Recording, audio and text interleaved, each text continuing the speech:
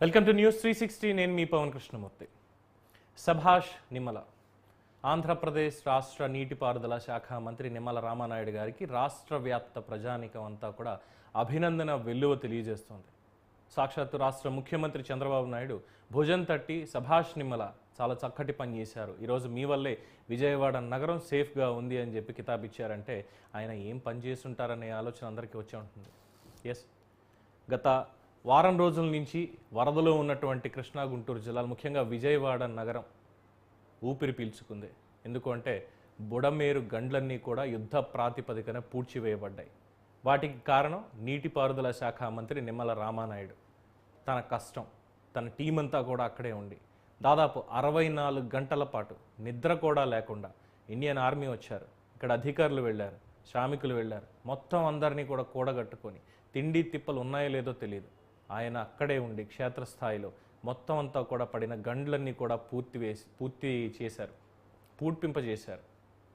అంతకుమించి ఏం చేయగలరు? అంతకుమించి ఏం చెయ్యాలి అనేటువంటి వాళ్ళకి సమాధానం కొత్తగా చెప్పాల్సిన అవసరం లేదు. సో నిమ్మల రామానాయుడు గారి గురించి కొత్తగా ఏం చెప్పుకోవాలా? హ్యాట్రిక్ ఎమ్మెల్యే, ఆయన కష్టానికి తగ్గ ప్రతిఫలం మంత్రి రూపంలో వచ్చింది, మంత్రి పదవి రూపంలో. అందులోనూ చాలా కష్టతరమైనటువంటి నీటిపారుదల శాఖ మంత్రిగా ఆయన కొలువుదీరారు. వచ్చిన దగ్గర నుంచి సవాళ్లే మొదలయ్యాయి. అసలు ఏ ప్రాజెక్టులో నీరెంత ఉంది, ఏ ప్రాజెక్టులకి మెయింటెనెన్స్ ఎలా ఉంది, ఎన్ని మరమ్మతులు చేయాలి, వీటితోటే సరిపోయింది. పులి మీద పుట్ర అన్నట్టు ఈ సమీక్షలు వీటితో ఆయన కాలం నడిపిస్తూ ఉంటే ఆయన మీద ఈ తుఫాన్ అనేది, ఈ వరద అనేది వచ్చి పడింది. భయపడిపోలేదు, ఎన్ని చూడలేదు ఇలాంటివి అనుకున్నాడు, సవాల్గా తీసుకున్నాడు, ముందుకెళ్ళాడు. మొత్తం టీం అందరినీ పెట్టుకొని నిద్ర తిండి ఉంటే పోతే మనకు సంబంధం లేదు, ముందు విజయవాడ నగర కష్టాలు తీరాలి, మరొక్కసారి భవిష్యత్తులో బెజవాడ వైపు వరద నీరు చూడాలి అంటే భయపడాలి అనేంత రీతిలో ఆయన కష్టపడి పనిచేశాడు. ఓ పక్కన ఈదురుగాలులు, మామూలుగా తుఫానుకి ఎన్ని కిలోమీటర్ల వ్యవధితో ఇలా గాలు వీస్తాయని మనకు రిపోర్ట్ ఉంటుంది, కానీ 3 రోజులుగా ఎలా వస్తాయో తెలియదు, ఎప్పుడు వర్షం పడుతుందో తెలియదు, పరిస్థితులు ఎప్పుడు ఎలా మారిపోతాయో తెలియదు. ఇప్పటిదాకా గండి పూడ్చడం ఒక ఎత్తు అయితే, ఆ గట్లని పటిష్టం చేయడం, దాన్ని మళ్ళీ ఎత్తు పెంచడం అనేది ఇంకా విపరీతమైన టాస్క్. దాన్ని కూడా సక్సెస్ఫుల్గా చేసి వెళ్ళిన ప్రతి ఒక్కళ్ళు, చూసిన ప్రతి ఒక్కళ్ళు నిమ్మల రామానాయుడు ఇంత కష్టపడి ఇంత తక్కువ వ్యవధిలో ఇంత చేయించాడా అని నోరెళ్ళబెడుతున్నారు. చూసాం గతంలో నీటిపారుదల శాఖ మంత్రులుగా ఉన్నటువంటి వాళ్ళు ఎలా పనిచేశారు అని, ముఖ్యంగా 2019 నుంచి 24 మధ్యలో. అంతకుముందు కంపేర్ చేయాల్సిన అవసరం లేదు, ఎవరి మార్కు పరిపాలన వాళ్ళు చూపించారు. కానీ 2019-24 మధ్యలోనే వాళ్ళతో కంపేర్ చేయాలి అంటే నిమ్మల రామానాయుడు గారి ముందు వాళ్ళు ఎంత? మాట్లాడితే నోటి పారుదల, మాట్లాడితే ఇంట్లో వాళ్ళని, ఇంకా ఆ భాషను మాట్లాడలేం, చాలు ఆ పాత వాసనల్ని వదిలేసాం కాబట్టి ఆ భాషను కూడా వదిలేద్దాం. వాళ్ళు మాట్లాడినటువంటి అతి జుగుప్సాకరమైనటువంటి ఆ భాష, సామాన్యుడు ఎవడైనా అయ్యా వరద వస్తుంది అయ్యా ఏం చేయాలంటే నాకెందుకు అనేటువంటి పనితీరు, ఇవన్నీ చూసాం. గాలికి వదిలేశారు మొత్తం, దోచుకోవడం తప్ప ఇంకేమీ లేదు. కానీ ఇప్పుడు వచ్చినటువంటి దాంట్లో ఉన్న మంత్రులు కానీ ఎమ్మెల్యేలు కానీ మేము ఏం పని చేయాలి ప్రజలకి అనే ఆలోచనలో ఉన్నారు. అందులో మొట్టమొదటి వరుసలో ఖచ్చితంగా నిలబడేటువంటి వ్యక్తి డాక్టర్ నిమ్మల రామానాయుడు అనడంలో ఎటువంటి అతిశయోక్తి లేదు. ఇలా పనిచేయడం ఆయనకి ఏం కొత్త కాదు. 2020 కరోనా సమయంలో చూసాం. ఆ కరోనా టైంలో సైకిల్ వేసుకొని మాస్క్ పెట్టుకొని నిత్యావసరాలు ప్రజలకు ఎలా అందజేయాలి ఏంటి అనేది ఆయన పాలకొల్లు నియోజకవర్గంలో ప్రతి గడపకి తిరిగి ప్రతి ఒక్కళ్ళకి కూడా శానిటైజర్ల దగ్గర నుంచి ప్రతి ఒక్కటి అందజేసి, అలా అని చెప్పి ఆయన కుటుంబం అన్న చాలా అంటే అందరూ చాలా ప్రశాంతంగా ఉన్నారు, ఎవరికి ఎటువంటి ఇబ్బంది లేదు అనుకుంటున్నారా? దివ్యాంగుడైనటువంటి ఒక కుమారుడు ఉన్నాడు, తన ఆలనా పాలన కూడా నిమ్మల రామానాయుడు గారే దగ్గరుండి చూసుకోవాలి. ఇంకా ఎంత పెద్ద టాస్క్! ఒక పక్కన కొడుకుని సముదాయించుకుంటూ తన బాగోగులు చూసుకుంటూ, ఇంకొక పక్కన ఓట్లేసి గెలిపించినటువంటి ప్రజల బాగోగులు చూసుకుంటూ 2020లోనే తానేంటో అనేది ప్రూవ్ చేసుకున్నాడు. ప్రూవ్ చేసుకున్న తర్వాత మంత్రి పదవి దానికి గిఫ్ట్ వచ్చింది అనుకుంటారేమో, గిఫ్ట్ కాదు. కష్టపడే మనిషి ఉంటే ఎలా అయినా సరే ఆ పదవి దక్కి తీరుతుంది. ఆ కష్టమైన పడ్డాడు కాబట్టే మంత్రి పదవి అనేది వచ్చింది. చూస్తున్నాం ఆ పడవలు నడుపుకుంటూ వెళ్ళడం కానీ, అక్కడ ఆ బురదలో కనీసం మంచినీళ్ళు తాగడానికి ఉన్నాయో లేదో తెలియదు, చుట్టూతా మొత్తం వరద నీరు తప్ప ఏం లేదు, ఒక పక్కన వర్షం. ఇన్ని కష్టాల మధ్యలో కూడా ఇదెంత నాకు కష్టం, మహా అయితే ఒక 2 రోజులు పడుకోను, 3 రోజులు పడుకోను అంతే కదా, కానీ ఇది పూర్తి చేస్తే ఇక వరద అనే భయం లేకుండా గుండెల మీద చెయ్యేసుకుని విజయవాడ ప్రజలందరూ పడుకుంటారు కదా అన్న ఒక ఆలోచనే ఈరోజు ఆయన హీరోగా నిలబెట్టింది. వాస్తవం. చాలామంది అనుకోవచ్చు, ఏంటి పొగుడుతున్నారు, భజన చేస్తున్నారా అని. ఇలాంటి వాళ్ళని కూడా పొగడకపోతే ఇంకా మన జీవితం అనేది వ్యర్థం అండి. ఇది ఒక జర్నలిస్ట్గాను, ఒక న్యూస్ ప్రతినిధిగాను చెప్పట్లేదు, ఒక సామాన్య పౌరుడిగా చెప్తున్నటువంటి మాట. మంచి చేసిన వాళ్ళని నిజంగా తప్పే ఉంది పొగిడితే? అంత కష్టంలో మీరు కానీ నేను కానీ వెళ్ళగలిగామా అక్కడికి? మన వంతు సాయం ఏమైనా మనం చేయగలిగామా? ఏదో వచ్చిరాని సలహాలు ఇవ్వడం తప్ప. మాకేదో వార్త వస్తుంది, వాతావరణం ఇలా ఉంటుందని మేము ప్రజలకు అందజేయడం, అంతే అయింది. కానీ ఆయన ఓట్లు వేయించాను కదా, ఓట్లు వేశారు కదా ప్రజలు, ఎందుకు నేను ఇక్కడ ఉండాలి? నేను హ్యాపీగా కార్యాలయంలో కూర్చోవచ్చు, అధికార యంత్రాంగం అంతా ఉంది, అగా ఆర్మీ వాళ్ళు కూడా వస్తున్నారు, వాళ్ళు చేసేస్తారు, నేను ఎందుకు? ఇక్కడ నుంచి నేను ఏరియల్ సర్వేనో లేదంటే లైవ్ స్ట్రీమింగ్ ఏదో ఒకటి పెట్టించుకొని ఫలానా చేసేయండి అయ్యా, అక్కడ రాళ్ళేయండి, ఇక్కడ మట్టేయండి, ఇక్కడ తట్ట మట్టేయండి అని చెప్పేస్తాను నేను అని కూర్చోవచ్చు కదా. ఆయన చేయలేదు. పని తెలిసిన నాయకుడు కాబట్టి. నిన్న మొన్న చూసాం మనం రాజకీయ నాయకులకి రాజకీయవేత్తలకి తేడా ఏంటని. నిమ్మల రామానాయుడు రాజకీయ నాయకుడు కాదు, ఆయన ఒక రాజకీయవేత్త ఖచ్చితంగా. చంద్రబాబు నాయుడికి ఒక మంచి లక్షణం ఉందండి. తన చుట్టూ కూడా ఆయన ఒక రాజకీయవేత్తగా తన చుట్టూ కూడా రాజకీయవేత్తలే ఉండాలి అనేటువంటి ఒక స్వార్థం కూడా ఉంది.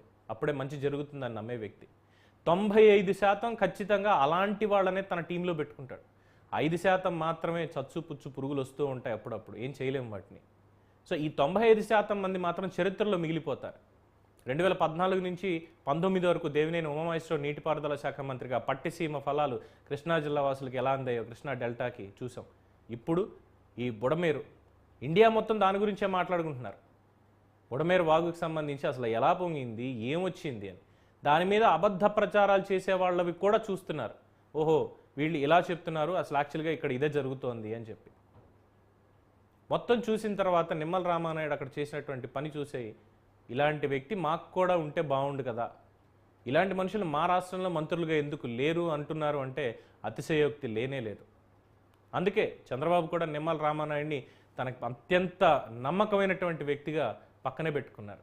ఆయనకే అప్పగించారు, నువ్వు రావద్దు, కరకట్ట పనులు ఏమైనా ఉన్నా ఇంకోటి ఉన్నా ఇక్కడ వీళ్ళు చూస్తారు అని ప్రతి 10 కిలోమీటర్లకి ఒక్కొక్క మంత్రిని అసైన్ చేశారు. నిమ్మల రామానాయుడిని మాత్రం ఖచ్చితంగా నువ్వు అక్కడ బుడమేరు దగ్గరే ఉండాలి, అదంతా పూర్తి చేయించాలి అని చెప్పి టాస్క్ ఆయనకి ఇస్తే సక్సెస్ఫుల్గా పవన్ కళ్యాణ్ గారు 21 సీట్లు 100% స్ట్రైక్ రేట్తో ఎలా కొట్టారని మాట్లాడుకుంటున్నాం కదా మన ఎన్నికల్లో. దాన్ని మించి బుడమేరు వాగుని ఇంత యుద్ధ ప్రాతిపదికతోటి ఎలాగా పూర్తి చేయాలి, ఆ కట్టని ఎలాగ పటిష్టం చేయాలి అన్న దాంట్లో ఆయన డబుల్ సెంచరీయే కొట్టేశాడు. అందులో ఎటువంటి డౌట్ లేదు. ఆ బురదలో కూర్చుని తినడం, వర్షం వస్తుంటే మనం కనీసం టీ తాగడానికి బయటికి వెళ్ళడానికి ఆలోచిస్తాం, అబ్బా ఎవడు వెళ్తాడులే అని.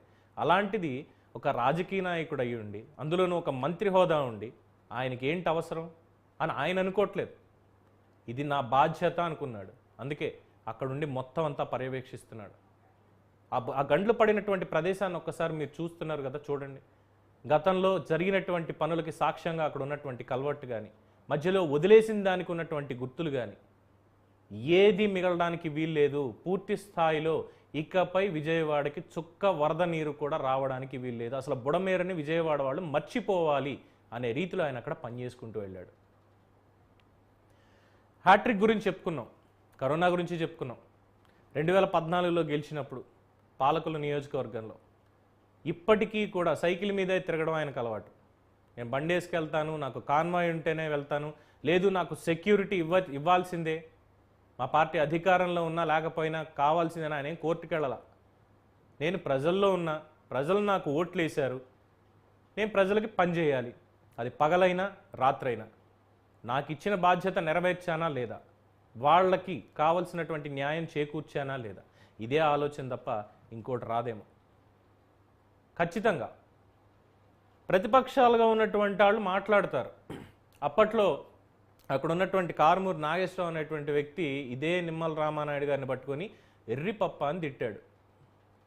ఈ మాట చెప్పకూడదు, ఈ మాట వాడకూడదు, కానీ వాడాల్సి వస్తుంది. ఎందుకంటే కోపం వస్తుంది. పనిచేసే వాళ్ళని అవమానిస్తుంటే మనం కూడా మనుషులమే కదండి, సమాజంలో కోపం వస్తుంది. సో కారుమూరి నాగేశ్వరరావు లాంటి వాళ్ళు నిజంగా వెర్రిపప్పలు. ఎందుకంటే పని చేయడం రాక, పేపర్లలో ప్రకటనలకి, పబ్లిసిటీ స్టంట్లకి, ఇన్స్టాగ్రామ్లో రీల్స్ చేసుకోవడానికి వీటికి తప్ప, లేదంటే అసెంబ్లీలో సైతం వారి నాయకుడికి భజన చేయడం తప్ప ప్రజలకి మేము సేవ చేస్తున్నాము, ప్రజలకి ఇదిగో ఇది కదా కావాల్సింది అన్న ఆలోచన ఏ కోసనా లేదు. కాబట్టి అసలు అలాంటి వాళ్ళని రాజకీయాల్లోనే కదా సమాజం నుంచి కూడా బహిష్కరించాలి. ఇదో నిమ్మల రామానాయుడిని ఆ మాట అన్నాడు కదా, అసలు ఎలా అనబుద్ధి అవుతుంది? ఇంత కష్టపడుతున్న వాళ్ళని అలా అనొచ్చా? ఆ ఇంగితం వాళ్ళకి లేదు, కానీ ప్రజలకు ఉంది. ఎస్, నిమ్మల రామానాయుడు అనేటువంటి వ్యక్తి యాజ్ అ డాక్టర్ మాకు ఇంత కష్టపడ్డాడు అని పాలకులు వాళ్ళు గుర్తుపెట్టుకున్నారు. ఈరోజు యావత్ ఆంధ్ర రాష్ట్రం కూడా గుర్తుపెట్టుకుంటుంది తరతరాల పాటు. నీటిపారుదల శాఖ మంత్రిగా ఆయన పనితీరు ఏంటి అనేది మొట్టమొదటి అంకంలోనే ఆయన టాస్క్ని కంప్లీట్ చేసేశాడు. నేను దిగితే రంగంలోకి ఎంత దూరం వెళ్తాను అని చెప్పకనే చెప్పాడు. బుడమేరు పూర్తి స్థాయిలోకి కట్టడి చేయడం అనేది ఆయన వల్లే సాధ్యమైంది. ఆయనకి తోడు వానర సైన్యంలాగా ఇండియన్ ఆర్మీ, అక్కడ ఉన్నటువంటి స్థానిక శ్రామికులు మొత్తం అందరూ తోడయ్యారు. అలాగే అధికారులు ఆయనది చెప్పినట్టు, ఆయన ఏది చెప్తే అది, ఎలా చెప్తే అది, ఇది కావాలా తెప్పిద్దాం, ఇది చెయ్యాలా చెయ్యాల్సిందే ఏకతాటి మీద నిలబడ్డారు. అందుకే లీడర్షిప్ అనేది పని చేస్తే వస్తుంది, చూస్తే కాదు. సో నిమ్మల రామానాయుడిని చూసి నేర్చుకోవాల్సినటువంటి వాళ్ళు చాలామంది ఉన్నారు, ఇంక్లూడింగ్ అధికార పక్షంలో ఉన్న వాళ్ళు కూడా.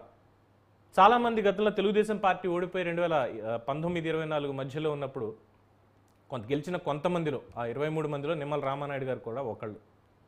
అలాంటి ఆయన మా పార్టీ ఓడిపోయింది, పోలీసులు కేసులు పెడతారు, ప్రతిపక్షం కదా మనం, అధికార పక్షం మనల్ని వేధిస్తుంది, ఇష్టం వచ్చినట్టు ఇబ్బంది పెడుతుంది అని ఆయన ఏం భయపడిపోలా.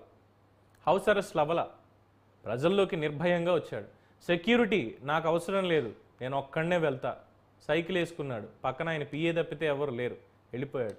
తెలుగుదేశం పార్టీ శ్రేణులు కూడా ఆయన వెనకాల వెళ్ళడానికి భయపడ్డారు ఆ క్షణంలో. అంటే పరిస్థితి ఎంత క్రూరంగా ఉండేదో అర్థం చేసుకోవచ్చు, ఎంతలా ఇబ్బంది పెట్టుంటారో అర్థం చేసుకోవచ్చు. కానీ దేనికి ఆయన బెదిరిపోలేదు. ఓడిపోయినా, పార్టీ ఓడిపోయినా, అధికారంలో ఉన్నా నా పనితీరు మారదు అని చెప్పడంలో ఆయన ముందుంటారు.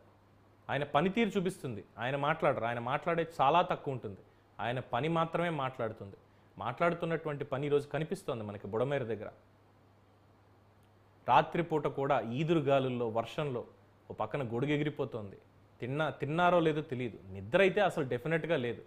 వాళ్ళు అక్కడ ప్రజలు నిద్రపోకుండా ఇక్కడ మనకి ఎలా నిద్రపడుతుంది అన్న ఆలోచన, ఇవన్నీ ఆయన్ని తిరుగులేని ఒక నాయకుడిగా నిల్చోబెట్టేశాయి. ఆయన ఆలోచన, ఆయన పనితీరు.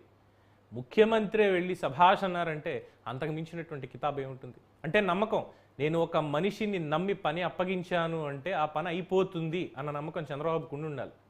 నిమ్మల రామానాయుడికి పని చెప్పానా, ఎస్ నేను హ్యాపీగా మిగతా పనులు చేసుకోవచ్చు.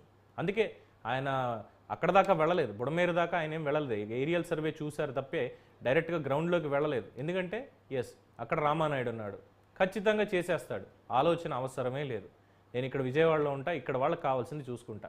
అమ్మ అక్కడ రామానాయుడు ఉన్నాడు, ఖచ్చితంగా గండ్లన్నీ పూడుకుపోతున్నాయి, రేపొద్దున ఇంకెంత భారీ వర్షాలు వచ్చినా గండి ఏమీ కాదు, బుడమేరు నుంచి చుక్క నీరు కూడా మనకి ఇక్కడికి రాదు, రామానాయుడు ఆ పని పూర్తి చేస్తాడు అని చెప్పి విజయవాడ వాసులకి భరోసా ఇచ్చుకుంటూ ఇక్కడ లోకల్లో చంద్రబాబు నాయుడు తిరుగుతున్నారు. ప్రతి ఒక్కళ్ళు పార్టీలకు అతీతంగా, ఎక్సెప్షనల్ పార్టీలు ఉంటాయి కొన్ని, ఎందుకంటే పనిచేసే వాళ్ళని చూస్తే కడుపు మంట కాబట్టి ఎలాగైనా సరే వీళ్ళని మనం తిడుతూనే ఉండాలి, వీళ్ళు చేసేదంతా కూడా అబద్ధమనే చెప్పాలనే వాళ్ళు కూడా ఉంటారు కాబట్టి వాళ్ళని పక్కన పెట్టేస్తే మిగతా వాళ్ళందరూ కూడా, ఆఖరికి ఢిల్లీలో ఉన్నటువంటి ఈ నీటిపారుదల శాఖ, జలశక్తి శాఖ ఇంజనీర్లు కూడా అరే మమ్మల్ని కనీసం కన్సల్ట్ అవ్వట్లేదే, మమ్మల్ని ఎవరు సలహా కూడా అడగట్లేదే, అంత వరద వచ్చింది, విజయవాడ మునిగిపోయింది, దాని పక్కనే అమరావతి కూడా ఉంటుంది రాజధాని నగరం, దాని మీద కూడా ఇలా వార్తలు వస్తున్నాయి, ఎందుకు మా సహాయం తీసుకోవట్లేదు? అక్కడ కూడా ఇలాంటి చర్చలే సాగుతున్నాయి. కానీ అక్కడకున్నటువంటి మన కేంద్ర మంత్రులు, తెలుగు ప్రజాప్రతినిధులు ఎవరైతే ఉన్నారో కేంద్ర సహాయ మంత్రులుగా సార్ మా దగ్గర ఇంజనీర్లు ఉన్నారు, మంత్రుల్లో ఇంజనీర్లు ఉన్నారు, వాళ్ళకి ప్లానింగ్ తెలుసు, ఎగ్జిక్యూషన్ తెలుసు, ఎప్పుడు ఏ పని చేస్తే ఆ ఆపద గట్టెక్కచ్చో కూడా తెలుసు వాళ్ళకి, అందుకే మేము ఎవరిని సహాయం అడగట్లేదు, అత్యంత అవసరమైతే మ్యాన్ పవర్ మాకు కావాలి, దానికి కూడా మాకు ఆర్మీ వాళ్ళు ఆల్రెడీ వచ్చేసారు, కేంద్ర మంత్రి శివరాజ్ సింగ్ చౌహాన్ గారికి చెప్పాం, సార్ ఆర్మీని పంపిస్తామన్నారు, పంపించారు, వాళ్ళు కూడా ప్లానింగ్ ఎలా చేస్తున్నారు ఏంటి అన్నప్పుడు రామానాయుడు గారు సలహా ఇచ్చారు, ఈ ఎయిర్ బ్యాగ్స్ లాంటి వాటిలో ఇది చేయొచ్చు అని.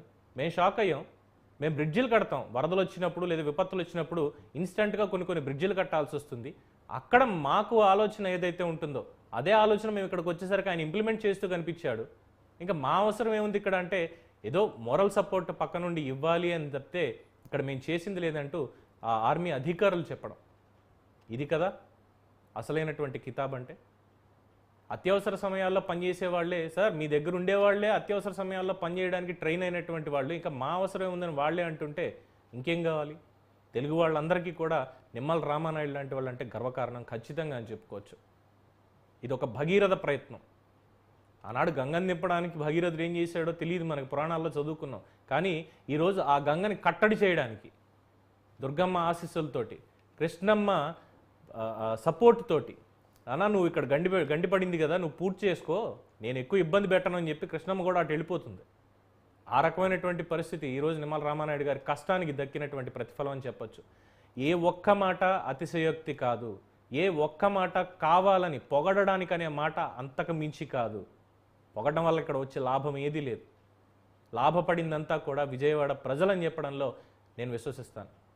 సో నిమ్మల రామానాయుడు గారి జర్నీ చూస్తున్నాం, అక్కడ ఏం చేస్తున్నారు, ఎలా ఉన్నారు, మొత్తం రాత్రిపూట కూడా విజువల్స్ అన్నీ కూడా ఎంత భయానకంగా ఉన్నాయనేది చూస్తున్నాం. అక్కడ మనమైతే డెఫినెట్గా ఉండలేం. మనలాంటి వాళ్ళు వెళ్ళి పనిచేయాలి అంటే 100% నేను రాసిస్తా. ఇంట్లో వాళ్ళు ఏమంటారో, ఇంట్లో వాళ్ళు భయపడి నాన్న ఎందుకు మీరు అక్కడ అంటే ఒక అడుగు ముందుకేసేమని చేద్దామంటే ఇంట్లో వాళ్ళ భయం ఇంట్లోది. కానీ ఇంట్లో తన సహాయం కోసం ఎదురు చూస్తున్న కొడుకుని కూడా వదిలిపెట్టి రాష్ట్ర ప్రజల్లో నా కొడుకులు కూతుళ్ళు ఎంతోమంది ఉన్నారు, నా తల్లిదండ్రులే వాళ్ళందరూ, నా అక్క చెల్లెళ్ళే వాళ్ళందరూ నిద్రపోవాలంటే నేను ఇక్కడ నిద్రపోకపోయినా పర్వాలేదు, కష్టపడి పనిచేస్తే రేపన్న రోజు నేను హ్యాపీగా నిద్రపోతా, ముందు వాళ్ళు నిద్రపోతారన్న ఆలోచన ఆయనది. అంతకు మించి ఆయన గురించి గొప్పగా ఏమైనా చెప్పగలమా? ఆయన పనితీరుకి ఒక గీటురాయి అనేది ఏమైనా సెట్ చేయగలుగుతామా? ఆయన చేసేదంతా కూడా కష్టించి పనిచేయడమే కదా, ప్రతి ఒక్కటి ఒక బెంచ్ మార్కే కదా. ఆయన కూడా ఒక నడిచే ఎన్సైక్లోపీడియా, ఆయనకి తెలియంది లేదు. డెఫినెట్గా ఆయన చేసే పని రేపు భావితరాలు ఒక లెసన్గా గుర్తుపెట్టుకోవాలి. పాఠ్యాంశాల్లో చేర్చాల్సినటువంటి కష్టం ఆయన పడ్డాడనడంలో ఎటువంటి అతిశయోక్తి లేదు. సో ముఖ్యమంత్రి సైతం సభాష్ అంటూ నిమ్మల రామానాయుడు గారిని పొగడ్డం ప్రతిపక్షాలకి, ముఖ్యంగా గత మాజీ మంత్రులుగా పనిచేసి ఉన్నటువంటి వాళ్ళకి ఒక లెసన్ అని చెప్పొచ్చు. నన్ను పొగిడితేనే మీకు మంత్రి పదవి, నన్ను పొగిడితేనే మీకు ఎమ్మెల్యే, నన్ను పొగిడితేనే మీకు కార్పొరేషన్ పదవి అన్నటువంటి ఆ సాంప్రదాయానికి చెలుచీటియే. భవిష్యత్తులో కూడా ఇంకెప్పుడు అలాంటివి జరగవు అన్నానికి నిమ్మల రామానాయుడు గారు లాంటి వ్యక్తే ఉదాహరణ అని చెప్పడంలో ఎటువంటి అతిశయోక్తి లేదు. న్యూస్ 360 తరఫున ఆంధ్రప్రదేశ్ నీటిపారుదల శాఖ మంత్రి డాక్టర్ నిమ్మల రామానాయుడు గారికి హృదయపూర్వక అభినందనలు. చూస్తూనే ఉండండి న్యూస్ 360. నేను మీ పవన్ కృష్ణమూర్తి.